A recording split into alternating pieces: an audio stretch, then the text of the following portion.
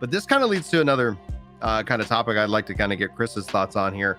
The new world killer is a term that continues to pop up more and more and more. Exactly. Yeah, exactly. So, but it's not meant in the same way that it is meant for World of Warcraft. So we've actually seen the term WoW killer like completely drop off the face of the earth. Because then essentially if anybody mentions it, the reply is only WoW, WoW's the true WoW killer. Like that they're the only ones who are going to do that. And then some people chime in with, oh, now it's Final Fantasy 14 killer is the term. I actually haven't seen 14 killer only unless it's in a reply. New World Killer is the new term that people keep labeling new MMOs. Ashes of Creation has now been called a New World Killer. PAX Day, New World Killer. Blue Protocol, interestingly enough, New World Killer. Where are you seeing this? Like on New World comments Reddits, MMO subreddits and stuff like that.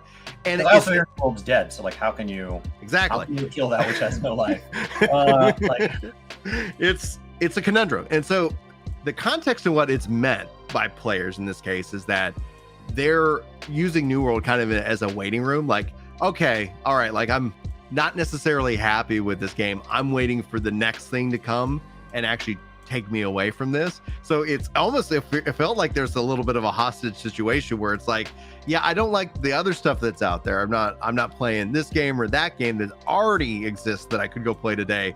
So I'm choosing to spend my time in New World, root for its demise while I wait for Throne of Liberty, Blue Protocol, PAX Day, Ashes of Creation, insert whatever other MMO that is out there. And so I've seen this also in a lot of terms of like every announcement now. So I just found that was amusing because obviously a different context of definition, but how that is now becoming a term that I see more and more and more that people are listing on it. So what do you think about that? Do you have any thoughts on that phrase? I mean, there is an idea that our attention is zero sum, that like we can only play so many games at one time. And so when you talk about these games that want 100 hours a month or 200 hours a month or whatever, like there can only be so many of those. But like over and over, we've heard subscription fatigue and we've heard all these things. And yet like Netflix is still around, so like New World's still around, World of Warcraft's still around. So I think if you want to see something hit like the record for like the most subscribed to game, then yes, maybe we need there to be killers. But if you just want healthy communities that are having fun and come and go based on when it's fun, that's fine. Like then it doesn't matter. There doesn't need to be these killers. So I think it depends on the conversation. So what's a healthy community then? Like what do you feel like, if just as an outsider looking in at any particular game, like let's say, especially if you're on the hunt for a new game and we weren't talking about MMOs, you're like, you know what, Brian, it's been a while, I'm kind of looking to kind of step into something a little bit different, a little bit fresh.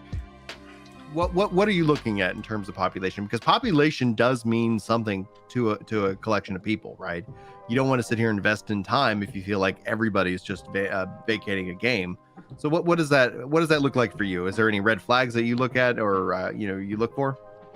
I think that devs that are seemingly proud of what they're doing and able to like maintain a stable dev environment where they're coming out with consistent content and they like can keep some of their employees, I think is a good indication on that side. And then a community that is both welcoming to new players and celebrating veteran players.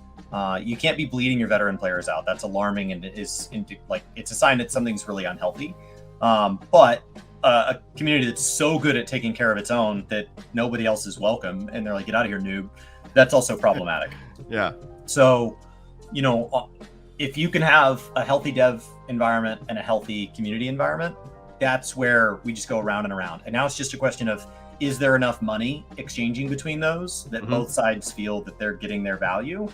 Right? Are the devs able to spend that money in a way that makes the community feel worth giving them money, and is the community giving them enough money that they can keep doing what they're doing? But as long as everybody's satisfied, that's it. That's the whole recipe. And it doesn't matter how big it is. And so if that's 5,000 players and 2 devs, and then that's it, that's fine. Like that's a perfectly healthy game. We talk about these games that have like hundreds of employees and millions of players, but it doesn't have to be that.